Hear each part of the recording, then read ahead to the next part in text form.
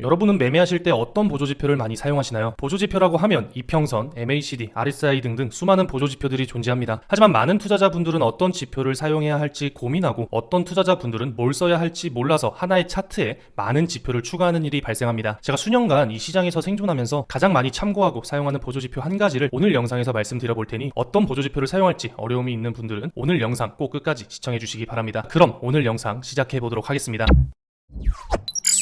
여러분 안녕하십니까? 실전투자 전문가 트레이더 박단도입니다. 보조지표는 매매에 있어서 시장의 방향 및 강도 등을 나타내기 위해 그래프와 수학 공식으로 사용하는 기술적 도구입니다. 이러한 보조지표들은 적절히 사용한다면 거래의 진입과 종료, 손절가와 목표가를 설정하는 데 유용할 수 있지만 정확히 이해하지 못한 상태에서 사용한다면 트레이딩에 혼란을 줄 수 있습니다. 앞에서 말씀드렸다시피 하나의 차트에 많은 보조지표를 추가하게 되면 예를 들어 RSI는 하락 다이버전스의 형태를 띄우고 있는데 MACD는 강세 신호를 띄우고 있다면 트레이딩에 혼란이 오겠죠. 그래서 보조지표의 종류와 특성, 기본 원리를 제대로 이해해야 하고 목적에 맞게 잘 사용해야 합니다. 오늘은 제가 실제 트레이딩에 사용하고 있는 보조지표 한 가지를 말씀드리면서 제가 어떻게 사용하는지 어떻게 대응하는지 모두 공유드려 보도록 하겠습니다. 오늘 말씀드릴 지표는 이 22EMA 선인데요. 저는 볼린저 밴드 매매를 많이 진행하고 있는데 볼밴 중심선을 22EMA로 변경 후 추세를 파악하며 진입 타점을 잡고 있습니다. 보시다시피 22EMA 선을 잘 활용한다면 쉽게 타점을 잡을 수 있으며 추세 추종 원칙에 따라 추세를 따르는 매매를 진행하실 수 있습니다. 위와 같은 포지션은 실전 매매 팀방에 실시간으로 송출드리고 있으며 실시간 차트 분석 및 실전 투자 스터디 강의 자료를 통해 참여 중이신 팀원분들은 함께 공부하면서 차트 보는 시야를 넓히고 천천히 안정적인 트레이딩을 이어나가고 계십니다. 제가 22EMA 선을 어떻게 활용해서 수익을 쌓아나가고 있는지 한번 살펴보자면 지금 보고 계시는 차트는 비트코인 4시간봉 차트입니다. 지수이동 평균을 EMA라고 부르는데 이 지수이동 평균선으로 가장 많이 참고하는 게 바로 추세입니다. 22EMA 선 위에서 움직이고 있다면 상승 추세, 22EMA 선 아래로 이탈한다면 하락 추세로 파악할 수 있습니다. 정말 간단하고 심플하지만 굉장히 확률 높은 지표라고 할 수가 있는 거죠. 최근 차트를 보면서 한번 설명을 해드릴게요. 이 구간에서 22EMA 선 아래에서 움직이다가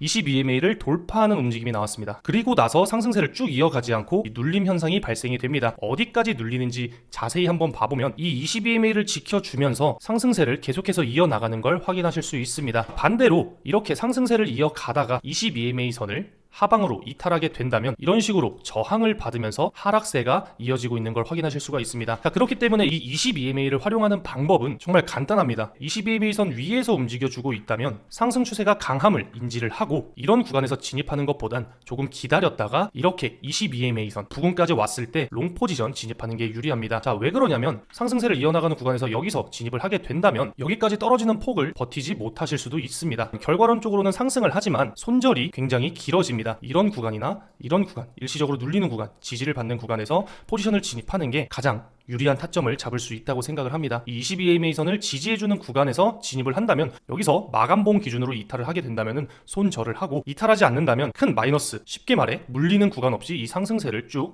먹을 수가 있습니다. 반대로 하락 추세에서도 마찬가지인데요. 하방으로 이탈을 한다면 저항,